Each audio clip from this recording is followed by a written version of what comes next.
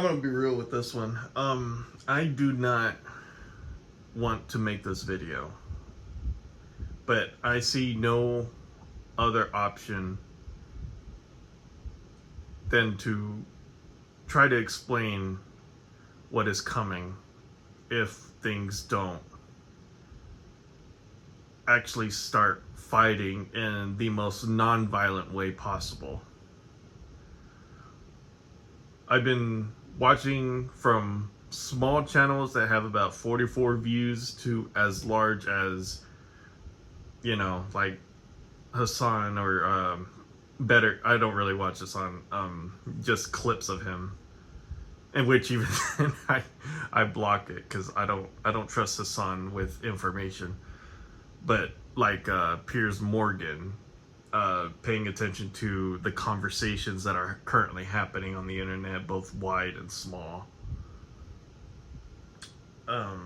Both trusted sources along with sources that I would not trust.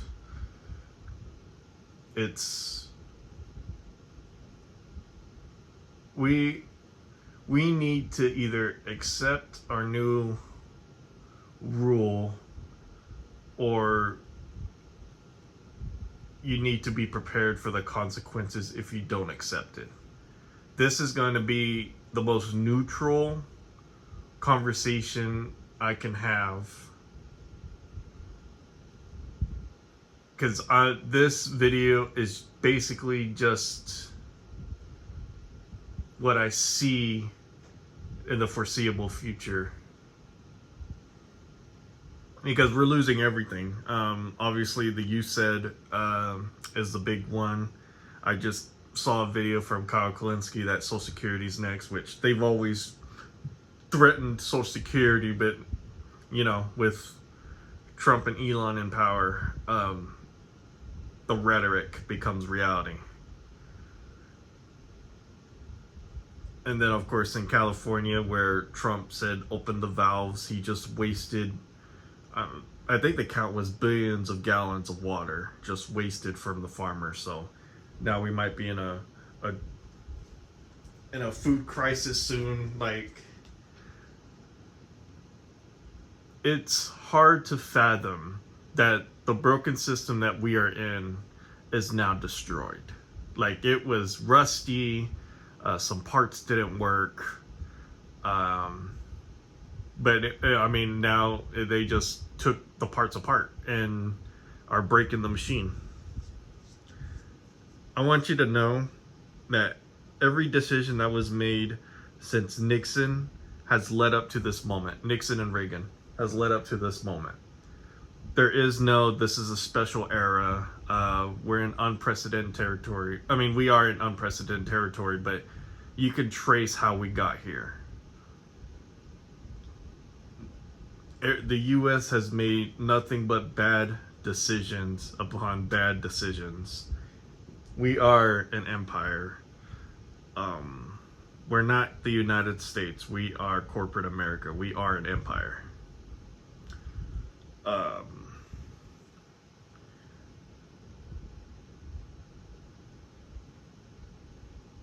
I guess that's it for the intro. It's hard for me to convey my true thoughts without me sounding without me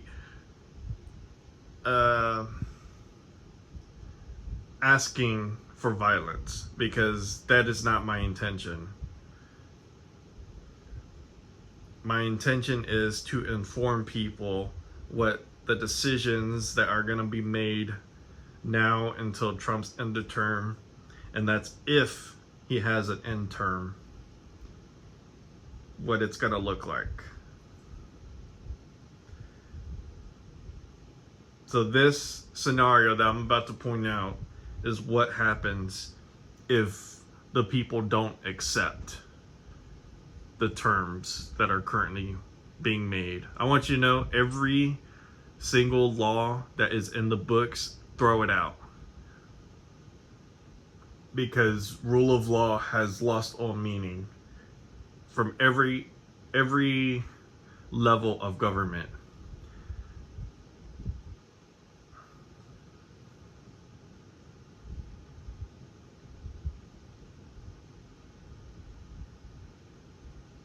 there's that's really all I gotta say. Let's get right into it. So we're starting off here. Why are we starting off here at the end of Squid Game? It's because the circles I consider Republicans, the X's I consider liberals, the regular people, people who accept others. Which obviously in the show you have a trans, you have a les, you have people that are open to everybody. And then on the left, which is the right, you have the people who work with the current system. So they are willing to kill, they are willing to blame, they are willing to continue what is in place, no matter what it is, because it's affecting, they want to be on the winning end of not being affected. Whether that's losing Social Security or, getting help from the government. Like when they're denying California's money for the fires, but they're going to want help when eventually a hurricane happens, like in Florida, or, some sort of damage in Texas, or floodings in like Mississippi. Or when it comes to wasting or using water, they're going to be on the side of our state needs the water more than the other state. And they will absolutely attack you. It doesn't matter who you are.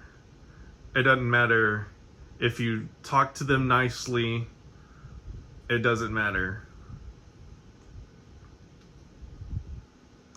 So this is where you start planning, and I'm sure there are plans in motion right now about rebelling, about fighting the system, about, how to challenge. I mean, Kyle Kulinski is begging for Democrats to put on a fight. Now, his form is peaceful, but he wants aggressive yelling. Interrupt their lives, go to where they live, where they eat, before they get to quote unquote work. Like pester them, call their numbers, bombard them. Like do not be afraid of being arrested. You need to speak up. But this is the opposite of Kyle Kulinski. This is, if all that doesn't work, this is what's next, is the planning phase, where they're going to wait for an atrocity to happen and then they're going to pounce on it. It's all political games. It just depends on your manner of, is it right or wrong to do so. So they will be there when the riot starts, and there's going to be new figures, whether it's controversial, what do you call it? Controversial or extreme. There's going to be new figures on our side that will call for violence. Now, maybe they'll be smart enough to not attack innocents, but you never know. Because going to war with each other,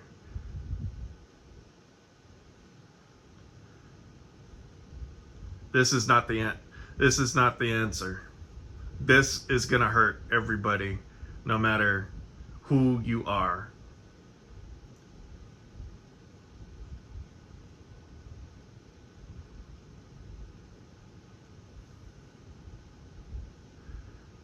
So yes, they will let people be hurt. And then you have to worry about this as well, is a lot of the left is And whether if you're a conservative coming in or a Republican, conservatives, I can have a conversation with you. Republicans or Trump supporters, don't talk to me. I have no interest in communicating with you. The left is considered more intelligent. Now, that intelligent varies. So, like this person here who attempted to help the woman. Hold on, let me turn that off. Oh, I hate this remote. There you go. Who attempted to help, but he cares about himself more. And because of his intelligence, he is more prone to wanting to live and not to react. So already, if you're looking for a huge fighting force, you're not going to get it. You might have the numbers, but you already have to accept at least 25% of them will probably run away if things don't look okay.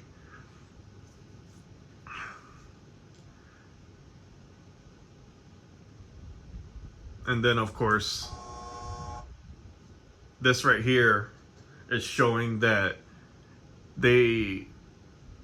government is still in control. They are seeing this violence happen. They are the cause of it. They are waving money, will wave money in your face to be supportive of this system that is destroying both sides. They are in control. And they know it. And they have the power, they have the money, they have the guns, more guns than any civilian will ever have. I'm sorry. I know there's man in I think it's in Utah that is considered the most armed man in the world, where he's got a couple tanks and stuff, miniguns. It doesn't matter. One little drone would take care of that, or just sheer numbers to swarm on that person. The people ourselves have the numbers, but you got to take into account of every scenario you can think of. You got the cowards. We'll talk about another one in a moment. You have the people who will help you fight in like supplies, or like maybe give you shelter, but they will not do the fighting. And then there are those who will follow the rhetoric, get into the hype, but as soon as hype turns into action, they will turn and run. This is what you need to be prepared for if you choose to either rise or choose to do nothing and others around you rise. This is what you personally are going to face if you go down the route of rebellion. So of course, they are in control. They know what they're doing. They're pretending to bring back law and order, but they will make you fight each other again and again and again for either their entertainment or to maintain control.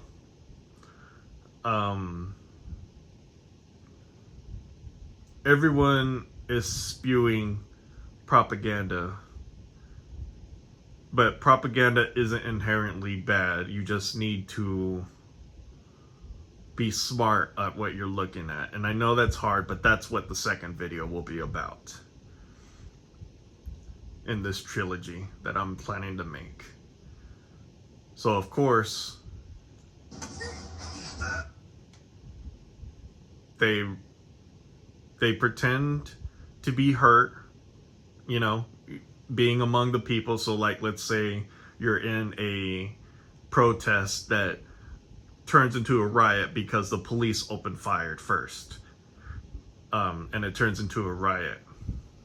There's going to be people there that are waiting for that opportunity, for that for the crowds to be like, I guess you would compare it to like the Boston Massacre. Although during the Boston Massacre, the people did strike first, and then the troops were reacting, and they got scared. But either way, there's going to be people waiting to propagandize this, to get more people to be on their side, but also there's going to be armed leftists that will be there that are looking for that spark to be the first one to strike back. And it's going to be people that probably have little left to lose, where they've lost pretty much everything and they see no way out. And that's where I'm at right now, is I see no way out. But as a disabled person, not only can I not do anything, but I would be on Kalinski's side, where I would be out there, you know, recording and challenging, going to meetings. It's we're not living in good times right now for the United States. You need to decide whether supporting a genocide will affect your comfortability. Yes, I'm referring to Gaza.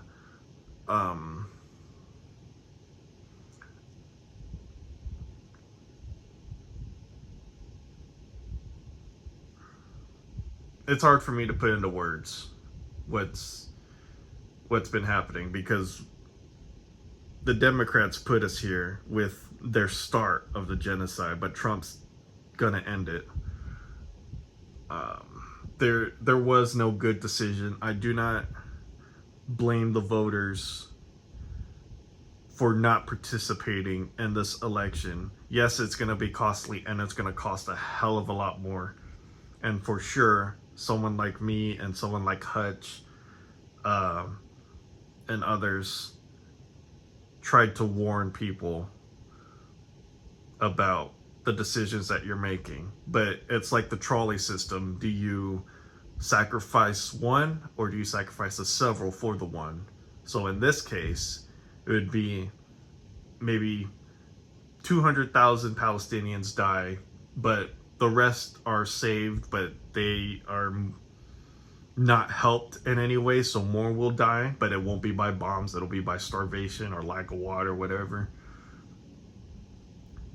And then there's the Trump thing, where he's just going to kick everybody out, send troops will die, and will cause an all-out war. But those were your decisions.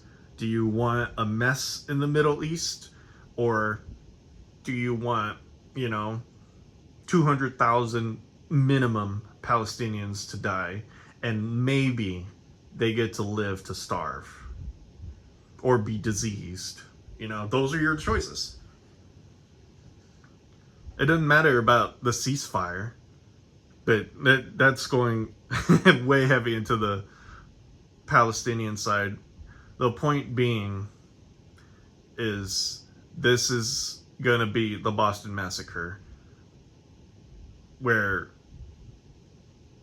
instead of throwing rocks, everyone's going to be armed and someone's going to pull that trigger. So then the fighting happens. And I want you to know, the first skirmishes,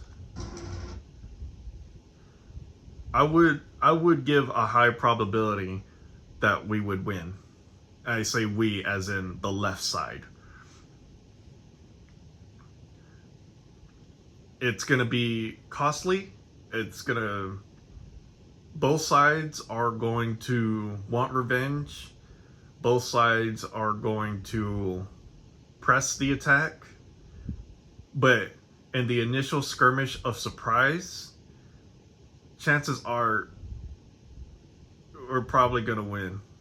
Because of and I'm only referring this as the lack of gun regulations, especially in my state.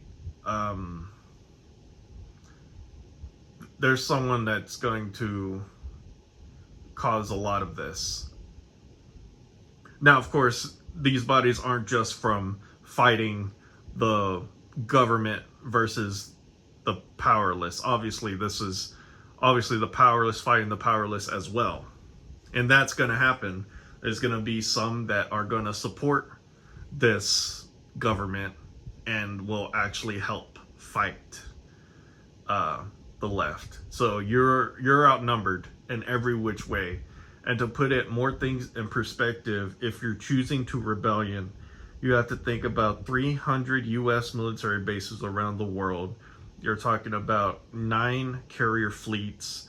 You're talking about two of the top 5 largest air forces, the most experimental military, where they're gonna pull out stuff that you haven't seen before to suppress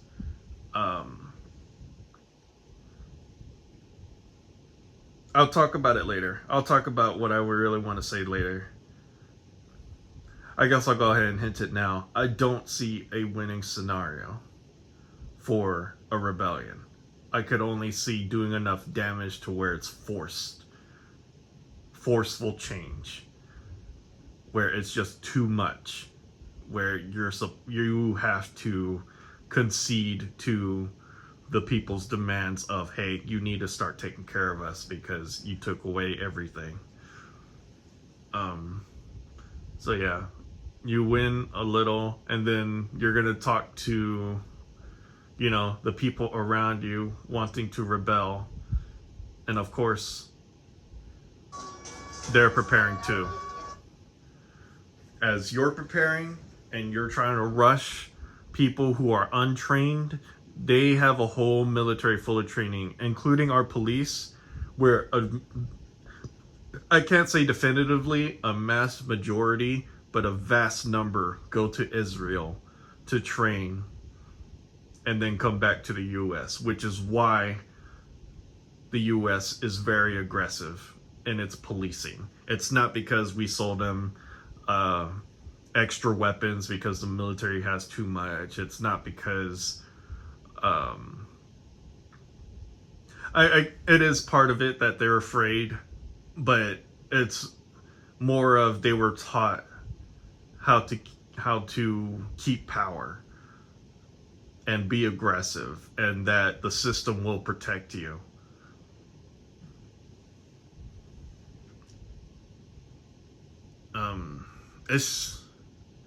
It's not, if we go to the rebellion route, it's not good.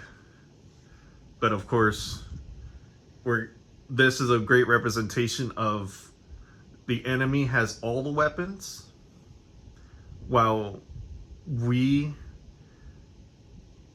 the left, will have very little. Yes, we still have plenty of weapons, but they control the supplies, they control the people won't have top tier weapons. They will have basic weapons. Like MP5s is a basic weapon, I would consider. You won't have mass amounts of like armor or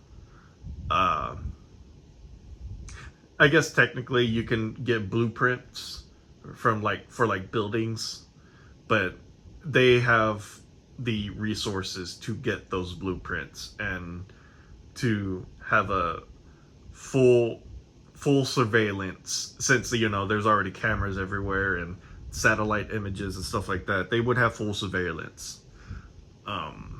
So whatever supplies that we do have, they can easily cut it off. So I'm just keeping it real on what you think is going to happen. So these are the brave people that have decided to fight, and they're talking to a crowd.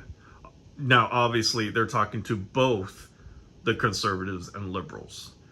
Most conservatives will not help you, especially since they just fought you and don't trust you due to rhetoric alone, and they're taught, I mean, they're told how to think instead of doing thinking themselves, so they're not going to help you. But on the left, because you have that intelligence, you're going to be preservative with your life. You're going to think, like I am, all the scenarios that you could die or your buddy can die. So a great example is right here, where he was ready to march on, and I would guarantee you he would have stayed in the fight to the end, but because the family member next to him told him not to go, he listened to that instinct of, my family trust is telling me not to go, so I'm not going to help.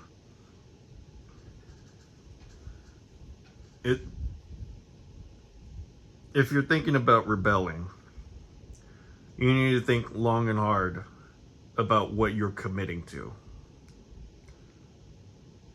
Because it's not glory, it's not, I mean, you will be making history, but will you be making history as a patriot or a terrorist?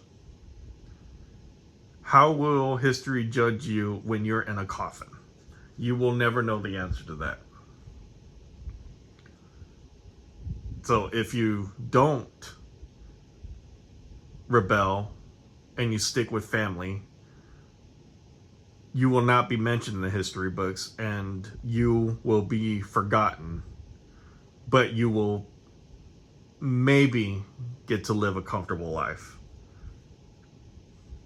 And I say maybe because obviously, again, they're causing a lot of harm to not only the earth, but to the people and to diplomacy around the world.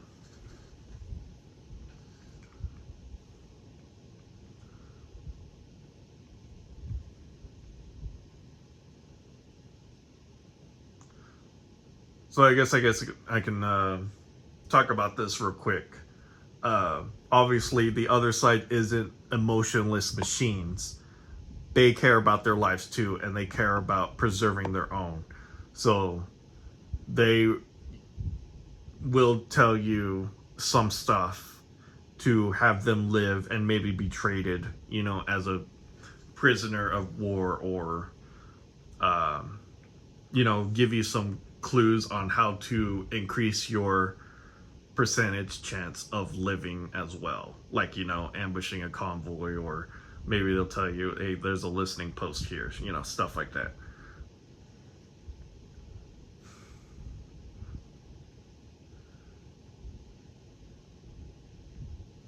Now, of course, once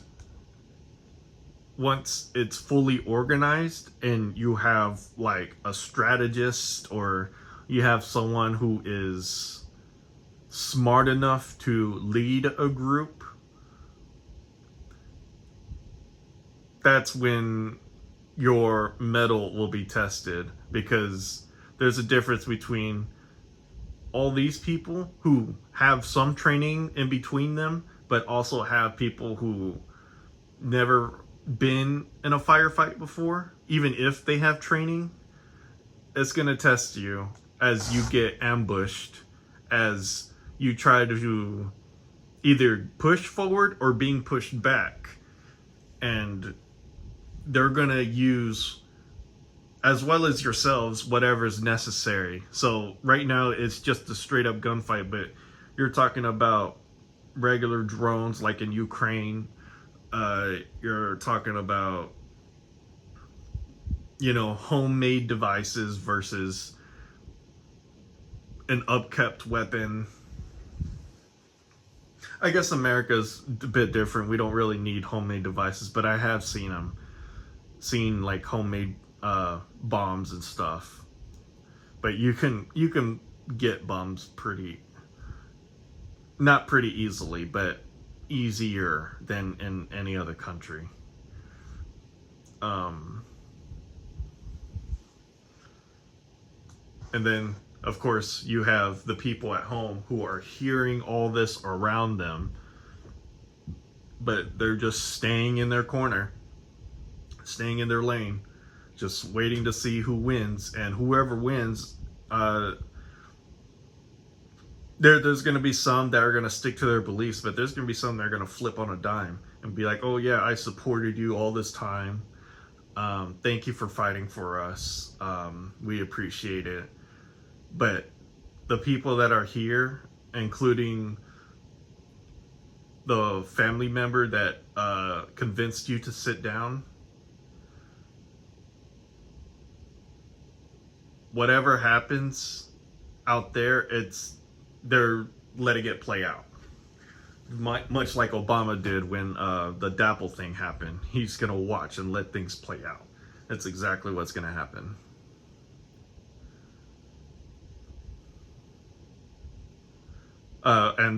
Just to emphasize, DAPL is the Dakota Access Pipeline incident where they're taking Indian land for their oil pipes. And this is what I'm talking about. He's in the fight. He volunteered for this.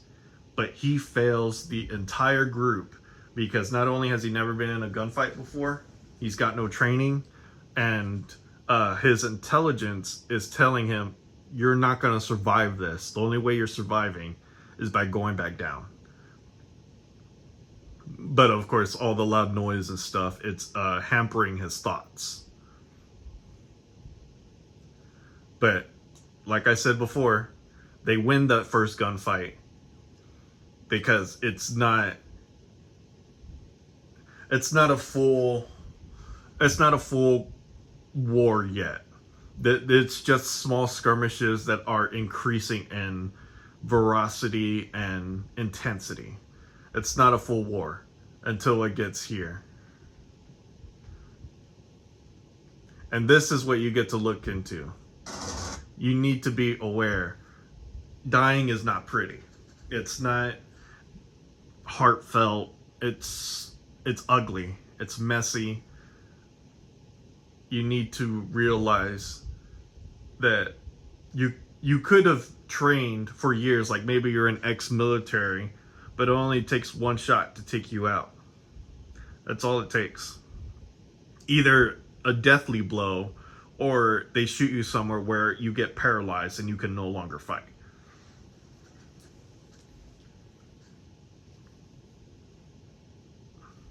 And then you got to be aware that if you were part of that fight, be aware that you'll probably be captured and prosecuted to the harshest extent of the law, if the law wins in its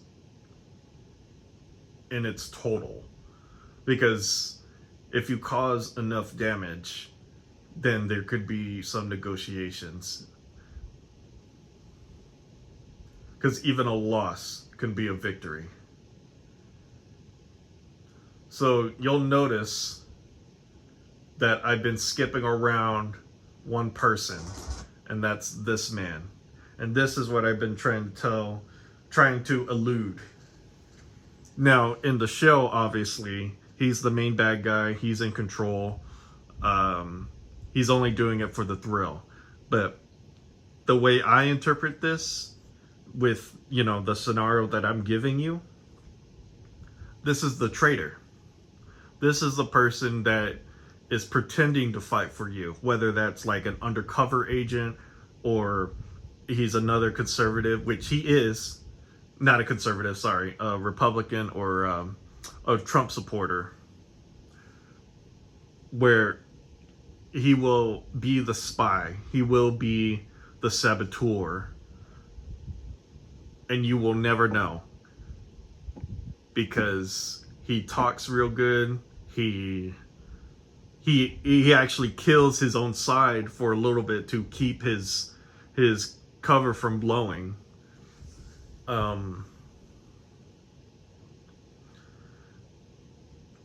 You have to be aware that because they control the money, that this person can also be bribed into betraying you. And since you're a rebellion, you don't have the resources to either increase the bribe or some way discover that he's a traitor. Like it would cost some resource, whether that's, you know, you're paying attention and you notice something's off, so you ask someone to, you know, keep an eye on him or whatever. But you need to be aware that even if a person seems trustworthy, he might not be trustworthy. And that's hard to do, because the only way a rebellion even works is by trusting each other, by having each other's back. Just be aware that there will always be someone who is on the teeter-totter of, yeah, we're making progress, but maybe I'm too tired, you know, or, you know, maybe they'll give, like, maybe he gets captured and, like, is convinced that he will get a full pardon if he turns on the group, you know, stuff like that. You got to be prepared for a government as big as the US to be able to bribe some people to be like, I know you're, you know, you have a health condition and that's why you're out here. What if we get you the care that you need? You'll still be locked up, but you'll be living. Or even just, yeah, like I said, a full pardon along with medical benefits, and they give you essentially blood money. You got to be prepared for that scenario. And then, of course, they make it all the way to the end just to be cut down. Oh, before we get that, going back to this guy, where you're running out of ammo, but you know someone that has, you know, maybe ties or maybe has built up an arsenal where he can go and get it real quick, or, you know, some sort of supply runner. You need to be prepared that you're sending your worst troop, that you know he's a worst troop, to get the supplies, which I know in the show, I think he does it voluntarily, which is entirely possible as well, to get more ammo. But then, yeah, right here, he's getting ready to go, but then he stops. He stops, drops the ammo, and hides in a corner.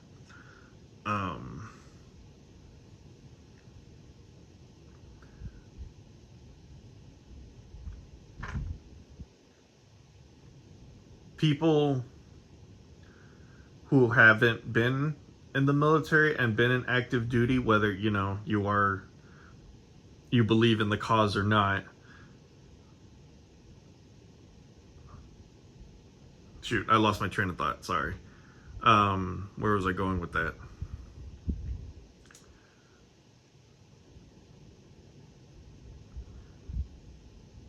Just be aware, your supply route is not safe, especially in this day and age where there are cameras everywhere and, you know, satellite imagery. They will figure out where you're getting your weapons.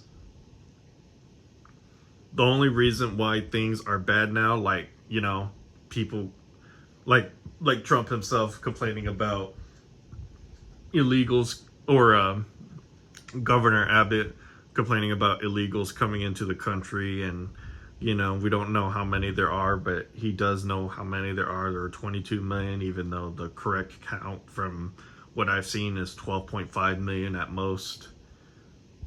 They know who these people are.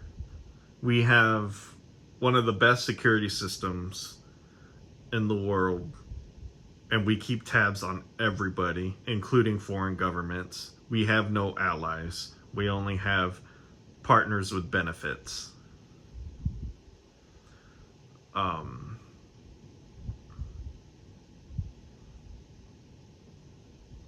you need to be aware that you do not have the supplies to fight the U.S. in a rebellion.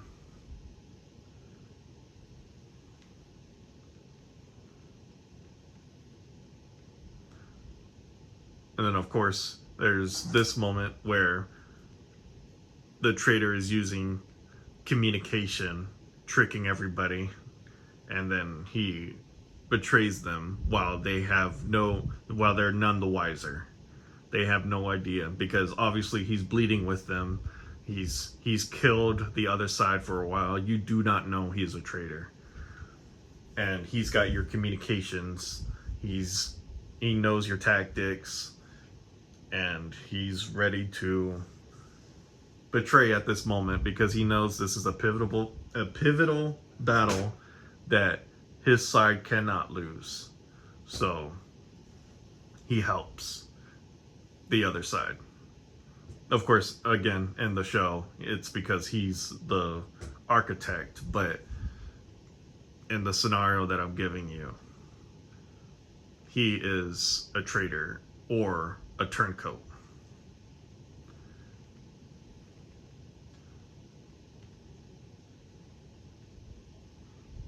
Yeah, psychological warfare.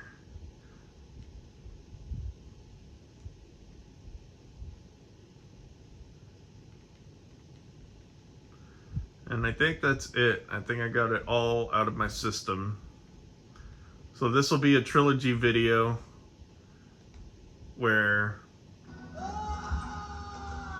I talk about the rebellion. Next will be about how to rule, I think is the next one. And I'm going to be talking to anyone who... I'll have my thoughts in order for the next one. My brain's getting tired, so I gotta cut it off here. But the point of this video being is we are losing a lot. Climate change is gonna affect us a lot, and nothing will be fixed, and everything that you think works doesn't. I mean, I could talk about how our water systems are contaminated.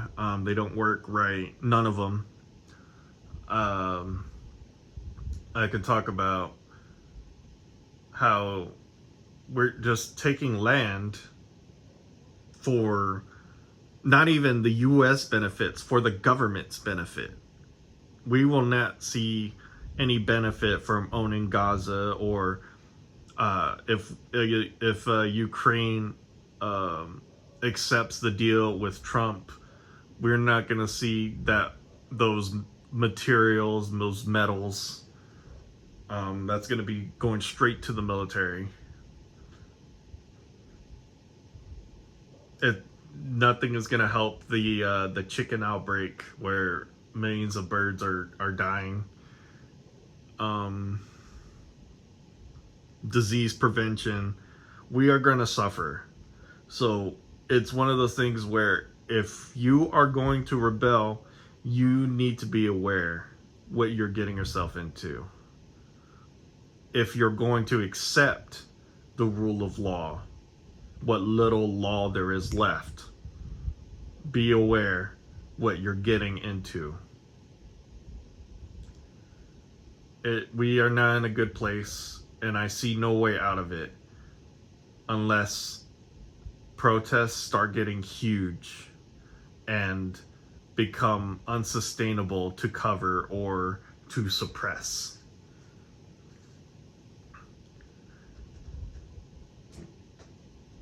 And even with the peaceful protests, some of you are going to get extremely hurt and some of you will die. I'm just keeping it real. We're not in a good place. You need to figure it out, because I promise you, there will not be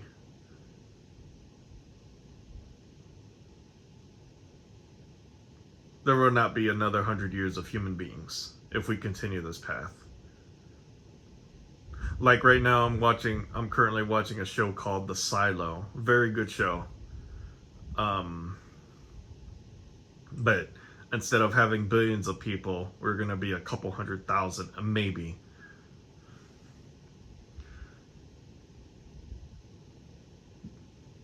We're not in a good place for humanity.